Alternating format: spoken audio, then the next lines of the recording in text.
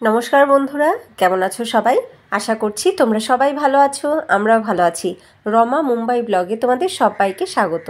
চলে এসেছি আর একটা নতুন ভিডিও নিয়ে। সকাল সকাল ঘুম থেকে উঠে বাইরের দিকে তাকিয়েছি, বিশেষ করে তাকিয়েছি আমার এই পটটার দিকে। এখানে মনে আছে উল্টো রথের দিন আমি বীজ ফেলেছিলাম, অপরাজিতার বীজ। তো এইগুলোর চারা কবে হবে প্রতিদিন আমি শুধু খেয়াল করি, চারা হয়েছে কিনা। তো দেখো আজকে এখানে দেখতে পাচ্ছি 5টা চারা খুব সুন্দরভাবে কিন্তু বেরিয়ে এসছে। আমি তো দেখে ভীষণ খুশি, প্রচণ্ড খুশি। আমি এখানে 8 থেকে 9টা বীজ ফেলেছিলাম। তো দেখি বাকি চারা কটা কবে জন্মায়। তবে এখন আমি 5টা তো খুব ভালোভাবে দেখতে পাচ্ছি, একদম প্রমিনেন্ট হয়েছে।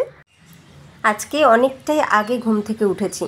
বাইরে আজকে একটু বৃষ্টি নেই, কালকেও সারাদিন সেরকম বৃষ্টি হয়নি জানো তো, ওই কারণে আকাশটা পরিষ্কারই আছে। তো আজকে তাড়াতাড়ি ঘুম থেকে ওঠার কারণ হচ্ছে আজকে আমার বরকে যেতে হবে অনেকটা দূরে, মানে অনেক দূরের একটা সাইটে আজকে ভিজিট করতে যেতে হবে। এবং হায়দ্রাবাদ ওদের হেড অফিস, তো সেখান থেকেও ওদের একজন স্যার আসছেন, তো তাকে নিয়ে ওখানে যেতে হবে। তো যে কারণে আজকে একটু আগে আগে বেরোবে। তো আমি ভাবলাম একেই তো গরমের দিন, খুব বেশি বৃষ্টি এখন হচ্ছে না, দুদিন ধরে গরম গরম ব্যাপারটা আছেই। আর যেহেতু অনেকটা দূরে যাবে, তো আজকে রুটি আর কোনো তরকারির পরিবর্তে লুচি করে দেই। লুচিটা তো ভালোই থাকবে, আর একটু চানা মশলা করে দেই। তো চানা মশলাটাও আমি শুকনো শুকনো করে বানিয়েছি আজকে। তো যে কারণে আজকে একটু তাড়াতাড়ি ঘুম থেকে উঠলাম যে অনেকগুলো লুচি বানিয়ে দেবো। সাথে যেহেতু ওদের স্যারও থাকছেন, আরও যদি কেউ থাকে আমি জানি না। মুম্বাইতে পোস্টিং, কিন্তু তারপরেও তাকে এদিক থেকে ওদিক, ওদিক থেকে ওদিক যেতেই হচ্ছে। এই হায়দ্রাবাদ, এই পুনে করেই যাচ্ছে সে। তো এখন কিছু বলার তো নেই, হায়দ্রাবাদে ওদের হেড অফিস, ওখানে মাঝে সাঝে ওকে যেতেই হবে। প্লাস পুনেতেও রয়েছে ওদের সাইট, তো সেখানেও ওকে ভিজিট করতেই হবে। তো কাজের বিষয়ে বলার কিছু নেই, আমার দায়িত্ব ও যেন ঠিকভাবে কাজটা করতে পারে, ওর যাতে কোনো অসুবিধা না হয়, সংসারের যেন কোনো অসুবিধা না হয়, সংসার যেন ঠিক মতন চলে, আমার স্বামী আমার সন্তান যেন ভালো থাকে, সুস্থ থাকে, এবং সাথে আমিও যেন সুস্থ থাকি। এই দেখাশোনা করাই হচ্ছে আমার কাজ অ্যাজ আ হোম মেকার। আমি এবং আমার মতন অনেকেই আছি, আমরা কিন্তু ফুল টাইম সার্ভিস দিই আমাদের ঘরের পেছনে। আমাদের ঘরটাকে সুন্দর করে সাজিয়ে গুছিয়ে রাখা, ঘরের কোথাও কোনো প্রবলেম না হওয়া, রিলেশনশিপগুলোকে ঠিক রাখা, যত আত্মীয় স্বজন আছে তাদের সাথে আমাদের বন্ডিং ঠিক রাখা, তাদের সাথে কথোপকথন ঠিক রাখা, কোথায় কি করতে হবে কোথায় কি না করতে হবে, অনেক দায়িত্ব কিন্তু আমাদের উপরেই আছে, তাই না? সবার শরীর স্বাস্থ্যের খেয়াল রাখা, কে কী খাবে কে কী খাবে না, কাকে কী দেওয়া উচিত কাকে কী দেওয়া উচিত না, সেই সব কিছু দেখাশোনা কিন্তু আমরাই করি। তো আমাদেরও একটা গুরু দায়িত্ব রয়েছে, সবাইকে দেখাশোনা করে রাখার সাথে নিজেরও দেখাশোনাটা ঠিকভাবে করা। কারণ নিজে সুস্থ না থাকলে এদেরকে কে দেখবে, এদেরকে কে সুস্থ রাখবে? তাই আমি সবসময় পজিটিভ থিঙ্কিং রাখি, এবং পজিটিভলি আমি বিশ্বাস করি যে আমি যে কাজটা করি সেই কাজটা কোনো ফেলনা কাজ নয়, এবং আমি যে কাজটা করি সেটা কিন্তু মোস্ট ইম্পর্ট্যান্ট কাজ। কারণ আমি যদি এদেরকে ঠিক রাখতে পারি তবেই এরা এদের কাজগুলোকে ঠিকভাবে করতে পারবে। আমি যদি এদেরকে ঠিকভাবে না রাখি, এরাও এদের কাজ ঠিকভাবে করতেই পারবে না। মানে এরা প্রত্যক্ষ এবং পরোক্ষ উভয়ভাবেই আমার উপরেই ডিপেন্ডেন্ট। তো যাই হোক, আজকে এর তাড়াতাড়ি বেরোনোর চক্করে আমার রান্নাবান্নার ঝামেলা কিন্তু কমপ্লিট হয়ে গেছে। দুপুরবেলা খাওয়ার জন্য করে নিয়েছি ভাত, তার সাথে করেছি কাঁচা টমেটো দিয়ে একটু ডাল, তার সাথে করেছি কাঁচকলার খোসা বাটা, আর তার সাথে করে নিয়েছি একটা মিক্স সবজি। এর ভেতরে আমি দিয়েছি আলু, কুমড়ো, মিষ্টি আলু, কাঁঠালের বীজ আর কাঁচকলা, এই দিয়ে একটা মিক্স সবজি করেছি। তো আমার বর এই খেয়ে গেল, আর লুচি চানা মশলা এই টিফিনে নিয়ে গেল। তো সব প্যাকিং করে দিয়ে দিয়েছি ওকে, ও বেরিয়েও গেছে। এইবার আমি যাই বাবাইকে ঘুম থেকে তুলি, ওকে পড়াশুনো করিয়ে স্কুলের জন্য রেডি করি। ওকে স্কুল বাসে তুলে দিয়ে আসার পরে আমি এই কিচেন সাফ করব। কিচেনের হাল এখন বেহাল হয়ে আছে যদিও, কিন্তু এখন আর এগুলো কিছুই করব না। বাবাইকে স্কুলে দিয়ে আসলাম, মানে স্কুলের বাসে তুলে দিয়ে আসলাম। এইবার আমার ঘরের বেশ কিছু কাজ আছে, সেইগুলোকে কমপ্লিট করব। আগে যাব কিচেনে বাসন ধুতে, কিচেনটাকে সাফ করে রেখে তারপরে বেডরুমের আর ড্রয়িং রুমের কিছু কাজ আছে সেইগুলোকে কমপ্লিট করে স্নান হয়ে গেছে। কিচেন সাফ সাফাই দেখো, সুন্দর করে সব কিছু পরিষ্কার করে নিয়েছি, বাসন কোসনও আমি ধুয়ে নিয়েছি। সকাল থেকে সেই ঘুম থেকে ওঠার পর থেকে একটুও না বসার সময় পাই না, জানো তো, একটুও বসার সময় পাই না। বাবাইকে স্কুল বাসে তুলে দিয়ে আসার পরে একটু সময় বসি, আজকে তাও বসিনি।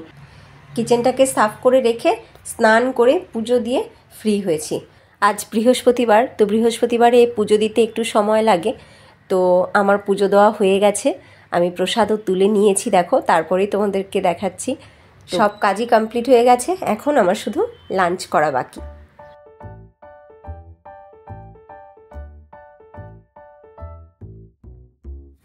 চলে এলাম আজকে একটা দারুণ কাজ নিয়ে, যে কাজটা অনেক দিন ধরে করছিলাম, করা হচ্ছিল না, মোটেই হয়ে উঠছিল না। এই যে শাড়িটা চিনতে পারছো, মনে পড়ছে তোমাদের? এই শাড়িটা আমি অনলাইনে আনিয়ে রেখেছিলাম, একদম সাদা, কোনো কাজ নেই, শুধুমাত্র সাদা একটা থানের শাড়ি। এই শাড়িটা এনেছিলাম, এটা দিয়ে একটা নতুন শাড়ি বানাবো, তাই এতে আমি কিছু ওয়ার্ক করব, কিছু কাজ করব বলে এই শাড়িটাকে আনিয়ে রেখেছিলাম, নিশ্চয়ই তোমাদের মনে আছে। তো আজকে একটু সময় পেয়েছি, তো নিয়ে বসলাম। তবে আজকে মনে হচ্ছে না যে শাড়িটা আমি কমপ্লিট করে উঠতে পারবো, কারণ এরকম একটা শাড়ি তৈরির কাজটা এইটুকুনি কম সময়ের মধ্যে সম্ভব নয়। তো যাই হোক, চলো দেখি, যতটুকু করতে পারি ততটুকুই আজকে তোমাদের সাথে শেয়ার করব। তো এই যে শাড়িটা দেখে কি চিনতে পেরেছো তোমরা? হয়তো কেউ চিনতে পেরেছো, হয়তো পারোনি। এই শাড়িটা আমি আমার মায়ের থেকে নিয়ে এসেছি। মার কিন্তু এটা পুরনো শাড়ি, মানে মা এটা বহু পরেছে, বহু পরেছে। এখন শাড়িটার এমন পরিস্থিতি হয়েছে যে এটা পরে আর কোথাও যাওয়ার উপযুক্ত নেই শাড়িটার। তো এই শাড়িটা আমি কিনেছিলাম, মায়ের জন্যই কিনেছিলাম, কিন্তু যখন কিনেছিলাম তখন মার এই শাড়িটা খুব একটা পছন্দ হয়নি। তো তারপরে আমি পরেছিলাম শাড়িটা দু থেকে তিনবার আমি পরে তারপরে রেখেছি। তো মার তারপরে জানি না কেন হঠাৎ শাড়িটা খুব পছন্দ হয়, এবং মা নেয় শাড়িটা নিয়ে চুটিয়ে পরেছে, যাকে বলে চুটিয়ে পরা। যে কোনো পুজো পার্বণে, যে কোনো অকেশনে মা এই শাড়িটাই পরে যেত, স্পেশালি পুজো পার্বণে। তো পরতে পরতে শাড়িটার এখন অবশিষ্ট এমন হয়েছে যে এটা আর কোথাও পরে যাওয়ার উপযুক্ত না।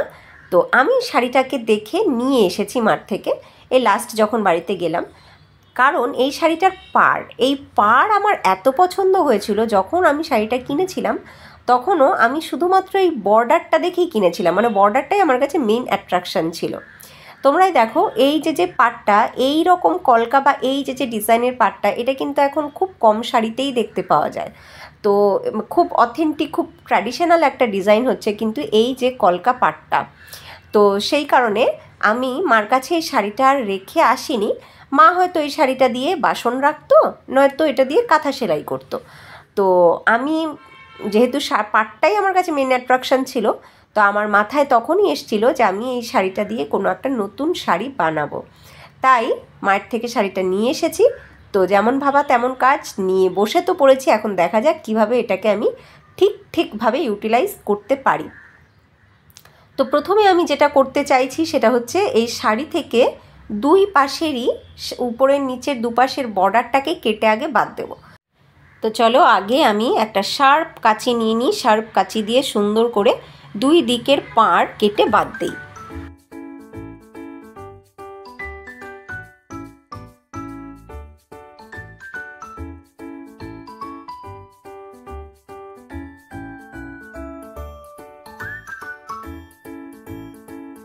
হয়ে গেল, দেখো একদিকের বর্ডারটা আমি কেটে ফেলেছি। এই দেখো, উপরের দিকে কিছুটা কাপড় আমি রেখে দিয়েছি যাতে আমার এটা বসাতে কোনো অসুবিধা না হয়। কিছুটা কাপড় রেখে তবে আমি কেটেছি। দেখো বর্ডারটা এত সুন্দর আছে, এত সুন্দর, যেমন কালার তখনের ছিল সেই রকম কালারই আছে। আর এই শাড়িটা থেকে কিন্তু এক ফোঁটা রং ওঠেনি, জানো তো।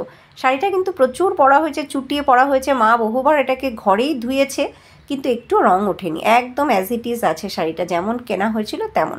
কিন্তু শাড়িটার যে গ্লেজ সেটা অনেকটা নষ্ট হয়েছে, এবং দু এক জায়গায় মা মানে গাড়িতে উঠতে বসতে গিয়ে একটু ফুটো করে ফেলেছে, দু এক জায়গায় একটু গাড়ির কালি লেগে গেছে।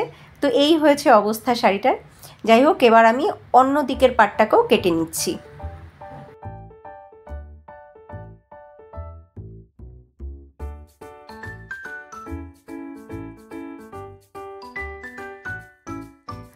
হয়ে গেল বর্ডারটা কাটা, এই দেখো কেটে নিয়েছি আমি। কি যে সুন্দর বর্ডারটা।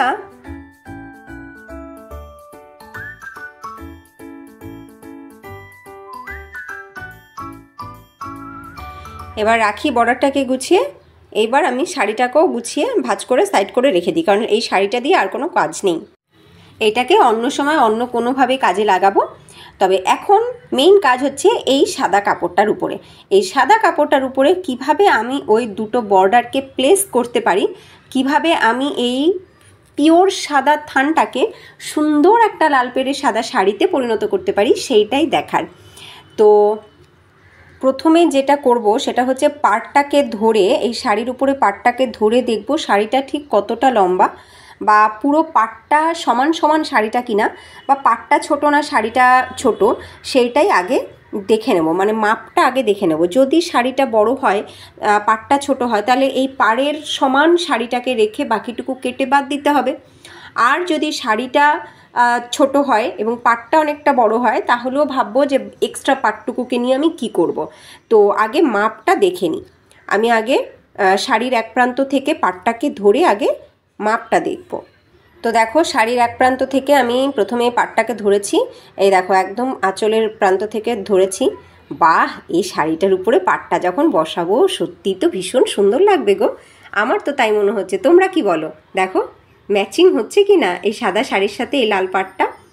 যাই হোক, আমার তো সত্যি মনে হচ্ছে ভীষণ ভালো লাগবে, খুব গ্লেজি লাগছে। আমার তো দেখে তাই মনে হচ্ছে। তোমাদের কেমন লাগছে তোমরা অবশ্যই কমেন্টে জানিও যে এই শাড়ির উপরে এই পাটটা সত্যি ম্যাচ করছে কিনা, ভালো লাগবে কিনা। আর যদি তোমাদের কোনো রকম কোনো ইনোভেটিভ আইডিয়া থাকে তাহলে অবশ্যই আমাকে সেটাও কমেন্টে জানাবে যে আমি শাড়িটার উপরে আর কী করতে পারি। তো যাই হোক, দেখো আমি মাপটা দেখছি। আমার যতদূর মনে হচ্ছে শাড়িটাই লম্বা হবে, যতদূর মনে হচ্ছে শাড়িটাই লম্বা হবে, কারণ এখনও পর্যন্ত পাটটা অনেকটা ধরা হয়ে গেছে, কিন্তু শাড়িটা এখন অনেকটা বাকি রয়ে গেছে।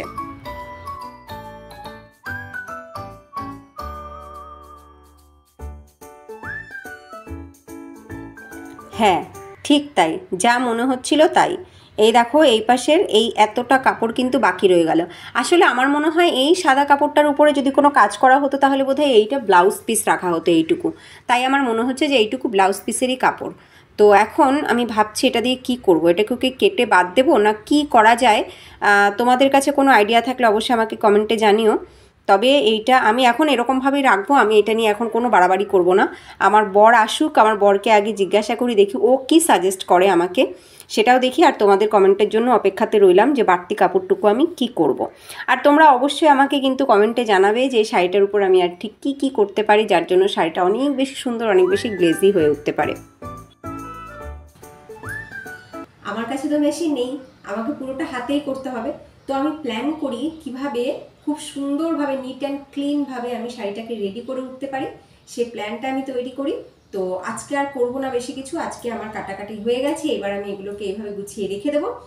নেক্সট ভিডিওতে আমি পুরো শাড়িটা কমপ্লিট করে তোমাদের সাথে শেয়ার করব। তো চলো আজকের এই ভিডিওটাকে এখানেই এন্ড করি, আর দেখা হবে নেক্সট ভিডিওতে। নতুন বন্ধুরা, যদি তোমাদের আজকের ভিডিওটা ভালো লাগে অবশ্যই লাইক করো। সবাই ভালো থেকো, টাটা।